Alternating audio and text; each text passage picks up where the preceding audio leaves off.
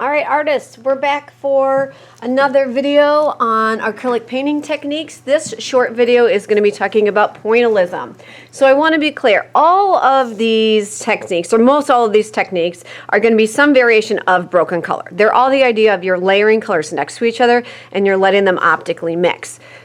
The term broken color can apply to any kind of brush strokes. Pointillism is a specific style of broken color in which you're using dots. So it's essentially going to be the same exact thing that we did in broken color, but instead of using flats, we're going to use 100% rounds and we're going to dab. Now, traditional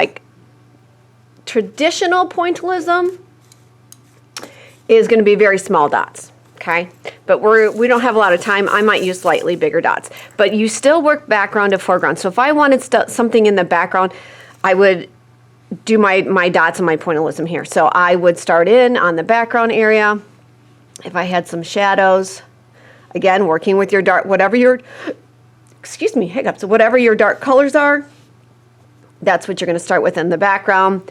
So if I wanted to do pointillism everywhere, which you want to keep your technique probably fairly consistent, and I'll help guide you in class, you want to make sure you start everywhere on your canvas first. But we're going to pretend I've already got dots out here, and we're just going to come in. So just like you did with a pen or pencil when we did stippling, hatching, cross hatching, think of it that way. It's just like stippling, but instead of only having one color for your dots, you have many colors. And I still want to push you and suggest experimenting and not going with strictly representational colors. So maybe I will use some blues in here because we are optically mixing. So I want you to think about what colors, when you put them next to each other, are going to mix. So yes, I could use black, but that's kind of boring, guys. I want to push you to do something a little bit more fun. Like I said, a little bit more experimental. I could even look at the color of what the reflection is here, and there's a little bit of green reflecting. Well, I'm changing it to be a red apple, so I'm actually going to mix up a little bit of pink and do some pink highlights down in here. Again, you're just looking at where your shifts and values are, lights and darks. Wherever a light color is, make sure you use a light color. Doesn't have to be the same hue, though. You can mix that up. Have some fun experimenting. Once I'm done with that, then I'm going to start on, well, what's the next darkest? And I'm going to use purple for my dark shade because I want to keep it kind of within that family. So even though I switch it from a green apple to a red apple, I still want to think, well, what are the darker colors that are similar to reds? Well, that would be purples. I wouldn't jump to like a dark green because that's not really going to make a lot of sense, but you can. Hey, experiment. I'm going to load in my color. I pre-mixed this. However, there are purple paints you could use.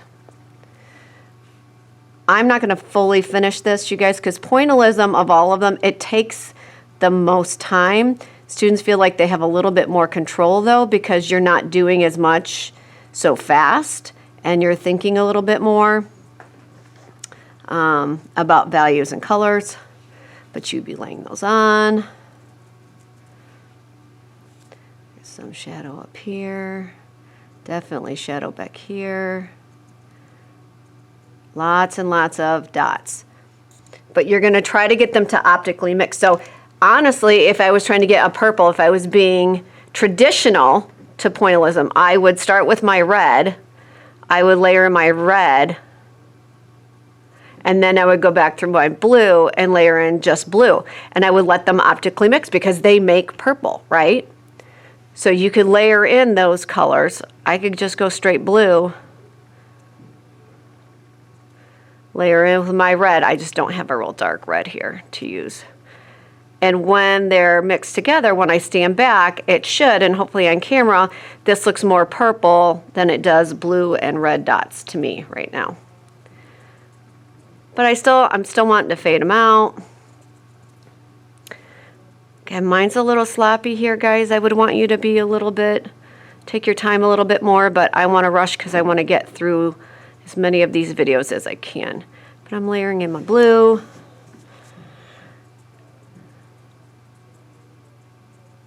If I was doing this on my computer, I would stop this, and through the magic video, I would jump us forward in time.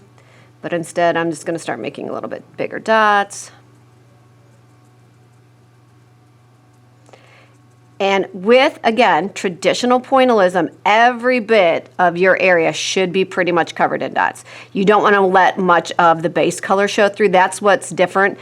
With this style of broken color that I created here, it was okay to like let some of that blacking color show through, which is why you do the blacking color. But in pointillism, if we were going George Seurat route, we would make sure that we have dots everywhere. That was really important to good old George, is to really layer in those dots so every square inch is covered with dots. I want it to look a little more orange here, so I'm going to layer in straight yellow, which hopefully on camera you can see it should optically mix and look kind of orangey. So technically speaking, I keep using that word technically a lot here today. You really only should need your 3 primary colors, because when you layer them in next to another, they are going to mix to create your secondaries.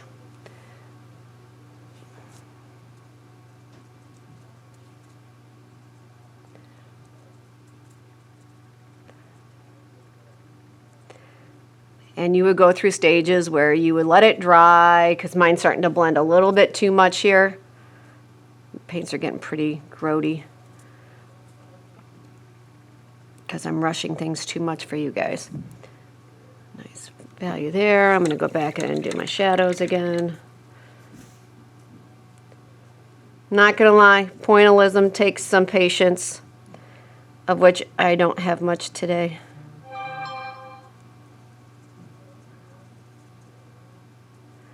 Same thing on my leaf, then I'd start on my leaf. Again, you get to be as experimental as you want, so if you want to let some of that base color show through, that's up to you. But if we were George Seurat, we would make sure we cover every square inch. All right, so that in essence is pointillism.